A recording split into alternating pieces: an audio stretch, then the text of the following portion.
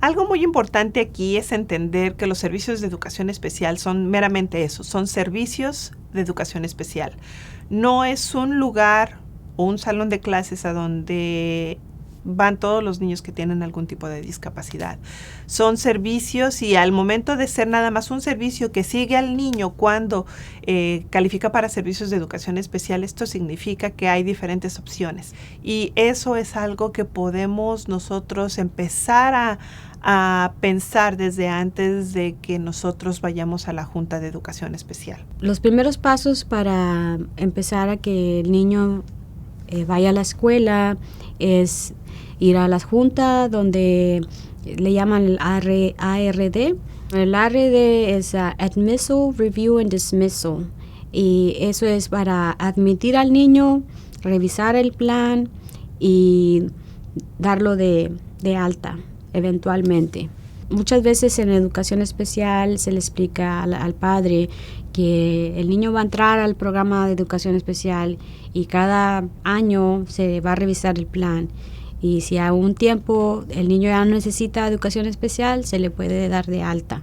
And in that initial ARD meeting, that's what you determine. You determine what would my kid need in school to be successful. Do they need to be in the special education program? And if they do, if that's decided during your ARD meeting, then you'll write an IEP, Individual Education Program, IEP. And the most important part of that document is the letter I, individual. This is for your child. These are goals to help your child be successful during their academic years. Se junta la maestra, los padres, la maestra de educación especial y tenemos una junta para saber qué servicio necesita el niño y cómo lo vamos a poner en la clase. La primera cosa es que como maestra me fijo qué está haciendo el niño, qué no puede hacer, con qué cosas tiene dificultades. Entonces, en la conferencia con los padres, yo les digo lo que ha visto en la clase y luego ellos pueden platicar conmigo qué han hecho o qué han visto ellos también o qué piensan de cómo su hijo puede aprender más rápido. If they don't qualify for special education, then you might get a 504, which would give them some accommodations to help them academically. Después de que se crea un plan para su hijo, es importante estar al tanto y leer el plan completamente, que se lo den en su idioma si es español. Y antes de firmar, ¿verdad? Siempre leer lo que está uno de acuerdo con el plan. Si está de acuerdo o no, si necesita cambios, tiene uno el derecho de hacer cambios si es algo que no le parece.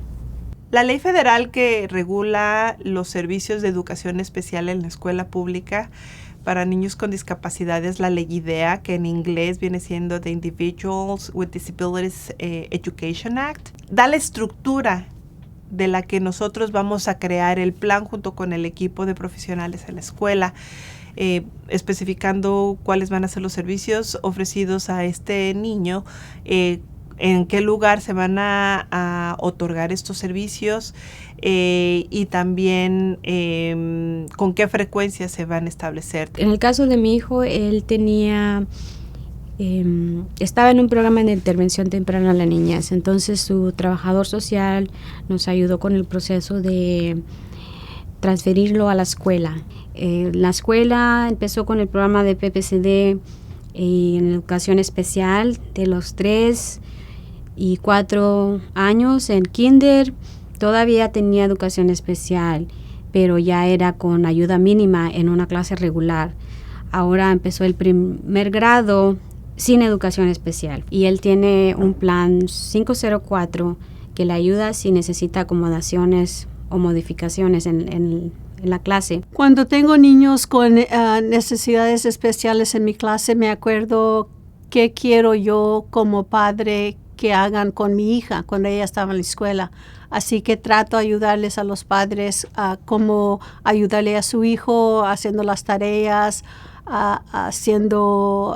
proyectos especiales en la casa. Uno cuando va y lo deja en la escuela, no importa que sea un hijo con discapacidad o sea un hijo con capacidades normales, tiene uno que estar verificando que se le esté dando el estudio adecuado, la terapia adecuada. Es importante estar siempre ahí en comunicación con la maestra y saber qué progreso está haciendo el niño, si ya ha obtenido sus metas, si todavía no, y si se necesita hacer adaptaciones para que su hijo pueda progresar en la clase.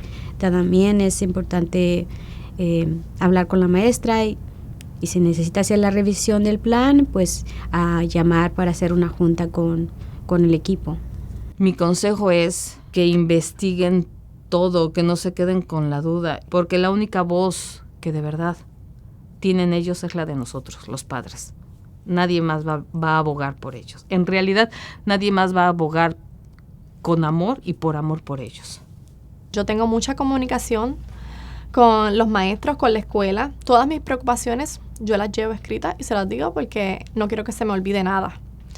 Y yo pienso que es muy, muy importante trabajar en equipo y mantenernos informados, mantenernos en diálogo, agradecer por lo que ellos hacen, porque los maestros, los terapistas, todos están haciendo un trabajo muy bonito por nuestros niños. Un simple ejemplo que se me viene ahorita a la mente es al estar él yendo a la escuela y al estar conviviendo con otros niños, al estar escuchando las letras y también obviamente la ayuda que yo recibí desde que él entró a la escuela. Alan un día en una mesa donde había yo escrito las letras, porque no tenía nada que hacer, porque estaba sirviendo a que me sirvieran en el restaurante, escribí todo el abecedario. Y Alan se quedó viendo a la mesa y empezó a pegar en la mesa. Y luego cambiaba de posición la mano y otra vez y otra vez. Y volteaba y me sonreía. Estaba tocando la A, luego tocaba la L, luego tocaba la A y al final tocó la N. Cuando puse atención, estaba escribiendo su nombre. Y yo no tenía ni la más remota idea que mi niño sabía las letras. Al momento en que lo vi, le dije, ¿qué es eso? Y empezó a pegarse él. ¿Es Alan? Y empezó otra vez a hacer lo mismo y decía que él era él. Lloré y lloré y lloré porque me dio la sorpresa. Mi niño sabía leer y yo no sabía. Eso y muchas cosas más me han causado una gran sorpresa y han sido una gran razón de sentirme muy orgullosa de él.